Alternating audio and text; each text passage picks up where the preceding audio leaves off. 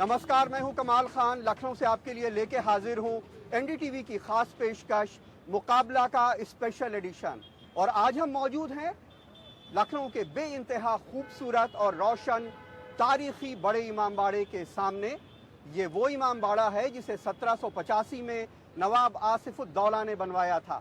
किस्सा मशहूर है कि उस वक्त एक बहुत बड़ा अकाल पड़ा, लोगों को खाने के लाले पड़ गए, लिहाजा ये बिल्डिंग, ये इमारत 12 घंटे बनाई जाती थी और 12 घंटे गिराई जाती थी ताकि लोगों को रोजगार मिला रहे। अपनी तामीर के 232 साल के बाद आज ये भी रोजगार दे रही है। आज भी ये रोजगार दे रही है हमारे जैसे टीवी पत्रकारों को कि हम इसके खूबसूरत रोशनी के पसे मंजर में आपके लिए ये शो पेश करने के लिए आए हैं। यूपी के चुनाव में 325 सीटें हासिल करके बीजेपी एक तारीखी मुकाम पे पहुंच गई है और इस जीत के साथ ही प्रधानमंत्री मोदी ने बहुत सारे मिथ तोड़ दिए हैं। मुस्लिम वोट बैंक का मिथ, ओबीसी वोट बैंक का मिथ, दलित वोट बैंक का मिथ। आरएसएस की एक बहुत पुरानी चाहत थी समग्र हिंदू एकता की, यानी पैन हिंदू यूनिटी, लेकिन वो कभी मुकम्मल इसलिए नहीं होती थी कि उसके रास्ते में बहुत सारी कास्ट बेस्ड पार्टीज की रुकावटें थीं, जिनको बहुत सारे लोग सोशल जस्टिस की फोर्सेस कहते हैं। लेकिन पहली बार ऐसा हुआ है कि ऐसा लगता है कि जाति की सारी सरहदें टूट गई हैं और मोदी ने यह साबित कर दिया है कि उत्तर प्रदेश में ज्यादातर वोटर उनके साथ हैं। बहरहाल, सबका साथ सबका विकास का नारा देने वाली इस पार्टी ने लेकिन 20% आबादी वाली एक कौम को 403 में से एक भी टिकट नहीं दिया। तो क्या है इस जीत के मायने, कैसे टूटे हैं ये मिथक, इनके बारे में बात करने के लिए आज हमारे साथ मौजूद हैं कुछ खास मेहमान। रामदत्त त्रिपाठी साहब हैं जो बीबीसी के दशकों तक उत्तर प्रदेश में संवाददाता रहे हैं। शरद प्रधान साहब हैं, पॉलिटिकल कमेंटेटर हैं, बहुत सारे देशी और विदेशी मीडिया संस्थानों के लिए काम करते हैं। ब्रजेश शुक्ला साहब हैं, वरिष्ठ पत्रकार हैं और इस चुनाव में सारी कॉन्स्टिट्यूएंसीज में सफर करके जो नब्ज है पॉलिटिकल उसका जायजा लिया है। तो बात शुरू करते हैं कि कैसे दलित वोट बैंक का मिथक टूटा।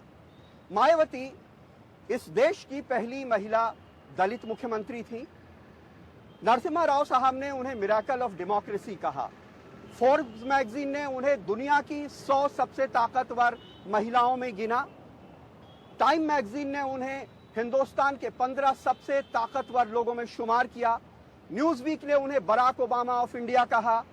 और एक ऐसे देश में जहां पे शिव, पार्वती, गणेश जी, लक्ष्मी जी के बुत लगा करते थे, उन्होंने अपने जीते जी इसके चौराहों पे कांसे के बने हुए अपने विशालकाय बुत लगा दिए। मायावती ने बुलंदी की तरक्कियां छुई हैं, लेकिन 2007 में 206 सीटें पाने वाली मायावती आज 19 सीट पे आ गई हैं। दलित वोट बैंक उनका खिसक गया है। 85 जो रिजर्व्ड कॉन्स्टिट्यूएंसीज हैं उनमें से 75 बीजेपी और उसके सहयोगी दलों ने जीत ली है और मायावती के हिस्से आई हैं सिर्फ 2 सीटें। यही नहीं, 140 दलित आबादी वाली सीटों पे भगवा परचम लहराया है।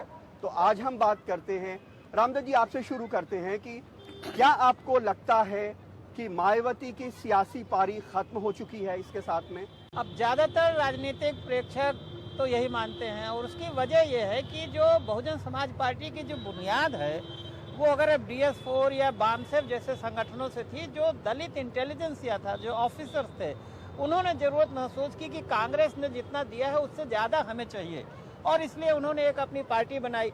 उसके बाद फिर उन्होंने मुलायम सिंह यादव से समझौता किया। तो पहले 12 सीट जीते थे, फिर 67 आए। 67 के बाद फिर उनको अटल बिहारी वाजपेयी और नरसिम्हा राव ने जब सपोर्ट किया तब वो चीफ मिनिस्टर बनी और उन्होंने कहा कि हम नारा था, मुख्य नारा था, जिसकी जितनी संख्या भारी उतनी उसकी हिस्सेदारी।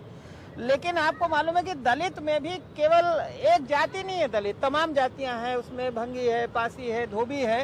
हुआ ये कि लोगों को ये लगा कि एक तो मायावती केवल अपनी बिरादरी के अलावा किसी को कोई फायदा नहीं देती है, न पार्टी में न गवर्नेंस में, और दूसरे जो बेसिक गुडविल है, कोई उनके पास होप नहीं है, कोई उनके पास बेहतरी का एजेंडा नहीं है। लोगों को अब जॉब चाहिए, नौकरी चाहिए, कारखाने चाहिए, तो उनके पास देने के लिए इस समय कुछ बचा नहीं और वो महारानी की तरह रहने लगी। करप्शन के चार्जेस अलग हैं, तो उनसे अब किसी को कोई उम्मीद नहीं बची। शरद जी, आपने देखा होगा वो दौर जब कांशीराम जी ने 1984 में ये पार्टी बनाई थी।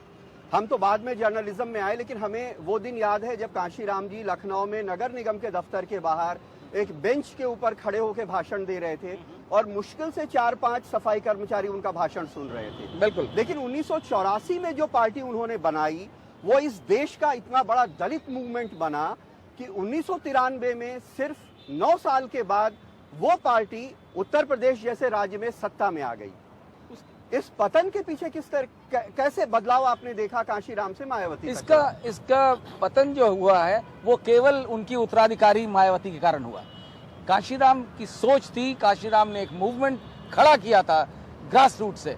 मायावती को विरासत में मिल गया प्लेटर पे। और जो कहा जाता है कि जब कोई भी चीज हासिल करो बगैर मेहनत करे तो अंत ऐसा ही होता है। और मायावती के साथ यही हुआ। मायावती की एरोगेंस, मायावती की इनएक्सेसिबिलिटी, वो समझने लगी कि ये तो विरासत में मिला है, ये चलता रहेगा।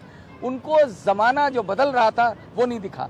उनको ये नहीं दिखा कि वो दलित जो पढ़ लिख गया है, सवाल पूछने लगा है, उसको अवेयरनेस हो गई है, उस सवाल का उनके पास कोई जवाब नहीं है। क्योंकि जिसको उम्मीद थी कि अब मायावती आई तो हमें नौकरी मिलेगी, उनके हीरे और डायमंड्स पहन कर देख करके थोड़े दिन तो खुश हो लेता है, बाद में सोचता है कि मुझे भी तो नौकरी रोजगार मिले। लेकिन नौकरियां तो सिर्फ बिकती रही हैं यूपी में। और जब नौकरी नहीं मिली तो आदमी दूसरी तरफ देखने लगा, वहां उम्मीद जागी। इस तरह की चीजें होती गई, ना उम्मीदियां बढ़ती गई मायावती से।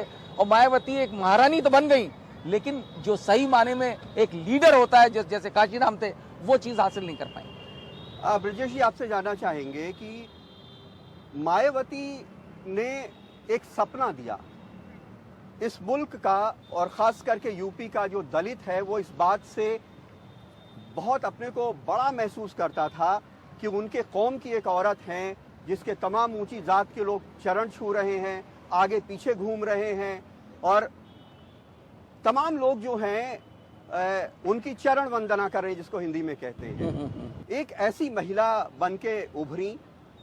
मायावती के लिए कहते हैं लेकिन कि उन्होंने दलितों को जमीन नहीं दी, लेकिन आसमान दिया। सारा आसमान उन्होंने दे दिया। लेकिन शायद आसमान से बहुत दिन तक दलित का काम नहीं चल सकता है, उसको जमीन की भी जरूरत है। सपने क्यों टूट गए? मायावती दलितों के उन सपनों को क्यों नहीं पूरा कर पाए? देखिए कमाल, 1995 में मायावती उत्तर प्रदेश में मुख्यमंत्री बनी। उसके बाद 2 बार और भाजपा की मदद से वो मुख्यमंत्री बनी। हर बार जब भाजपा से गठबंधन टूटा तो वो ये बात कहती रही कि साहब, भाजपा के लोग किसी तरह पिछड़ों और दलितों के लिए काम नहीं करने देना चाहते। और ये बात उन्होंने बड़ी जोर से कही और लोगों को भी लगा, दलितों को भी लगा और पिछड़ी जातियों को लगा कि साहब वाकई मायावती सही कह रही हैं। लेकिन 2007 में जनता ने उन्हें पूरा मैंडेट दिया। पूरी जब सरकार आई तब वो सपने पूरे होने का समय था। लोगों की उमंगे थी, लोगों को उत्साह थे। लेकिन लोगों ने देखा कि वही दलाल, वही बाहुबली उन थानों में बैठे थे जो पिछली सरकारों में थे। वही दलाल लोग नौकरी दिलाने लगे और नौकरी बांटने लगे। जैसे पहले लोगों के पहले भी पैसा चलता था, लेकिन फिर देखा वही धन नौकरी के लिए मांगा जाने लगा। हुआ क्या कि सबसे कमजोर दलित था, उसके पास धन नहीं था। जिन लोगों के पास पैसा था वो कहीं ज्यादा अच्छे ढंग से उस शासन में रहे, ज्यादा नौकरियां पाई, ज्यादा सुख सुविधा पाई, और दलित पिछड़ता चला गया। ये सपने टूटने के दिन थे। और उसके बाद लगा, मैं तो गया हूं इस बार, मैंने लोगों से बात की। लोग कहते हैं कि साहब क्या हुआ, हर आदमी वादा करता आके कुछ नहीं करता। इससे तो बेहतर ये लोग हैं जो कुछ नहीं, एक चूल्हा तो दे रहे हैं। तो इस तरह की जो बात है उससे मुझे पहले ही लग गया था कि ये सपने टूटने की जो क्रम सिलसिला है ये शुरू हो गया है और इसका परिणाम आपके सामने आ गया। एक चीज और मैं ऐड करना चाहूंगा कमाल। एक जो चीज हुई जो अननोटिस गई, ये जो नोटबंदी हुई, नोटबंदी से किस तरीके से जो डिवाइड क्रिएट हुआ गरीब और अमीर का। वो जो गरीब तबका था जो मोदी की वाह वाह कर रहा था, वो किसी के समझ में, वो ज्यादा अधिकतर मायावती के सपोर्टर था। हाँ, जो ट्रेडिशनली वो जो कास्ट कन्वर्ट हो गई क्लास में, वो एक बहुत बड़ा फैक्टर हुआ है जो इनको दिखा नहीं। अच्छा, ये तो थी वो चीजें जो मायावती ने नहीं की, लेकिन बड़ी बात यह है कि मोदी ने क्या किया जो दलित इतने बड़े पैमाने पे बीजेपी के साथ आ गया।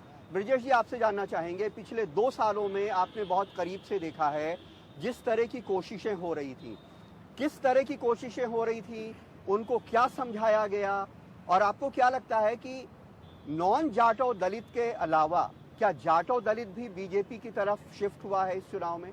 देखिए, बहुत थोड़ा शिफ्ट होने का क्रम शुरू हुआ है। कई जगह ऐसे लोग मिले जो कह रहे थे कि साहब अब हम मोदी को वोट देंगे। कई स्थानों पर मैं गया। इसका कारण ये, कुल मिला के कारण ये रहा कि पहले मोदी की लहर, जो जिसे हम मोदी लहर कह रहे हैं, वो थोड़ा ढलान पे जा रही थी। इसी बीच नोटबंदी हो गई। नोटबंदी में ये शोर हुआ कि साहब ये भ्रष्टाचार इस तरह के, लेकिन समाज इससे बटा। समाज बटा। वास्तव में लोगों ने सवाल जो पूछे, वो सवाल पूछते हैं कि 70 साल तक लोग अपार धन दौलत इकट्ठा करते रहे, आखिर कोई एक आदमी है उस सवाल तो पूछ रहा कि ये पैसा आप कहाँ से लाए? साहब, एक शांत तालाब में किसी ने जुर्रत तो की एक पत्थर फेंकने की, तो उनको यही संतोष देता है। स्वयं कष्ट उठाया, लाइन में लगे, कई जगह लाठियां खाई, लेकिन उन्हें लगता है कि चलो एक आदमी आया है जो बड़े लोगों से सवाल पूछ रहा है। बहुत शुक्रिया ब्रजेश जी। रामदेव जी से एक बहुत जल्दी से एक छोटा सा जवाब चाहेंगे। मान लीजिए आप कोई एक पोल स्ट्रैटेजिस्ट हैं, प्रशांत किशोर की तरह तो नहीं कहेंगे क्योंकि उनके अलायंस को ज्यादा सीटें नहीं मिली, क्या चीज चाहेंगे आप मायावती करें जिससे बीएसपी का पुनर्जन्म हो? भाई, मायावती पहले तो जमीन से जुड़े हैं, अपने दलित बस्तियों में जाएं, गांव में जाएं और समझें कि लोग क्या चाहते हैं।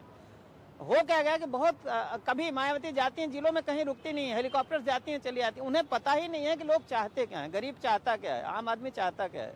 बहुत बहुत शुक्रिया। वक्त है एक छोटे से ब्रेक का। ब्रेक के बाद हम फिर हाजिर होंगे और देखेंगे कि कैसे ओबीसी वोट का मिथक नरेंद्र मोदी ने तोड़ दिया।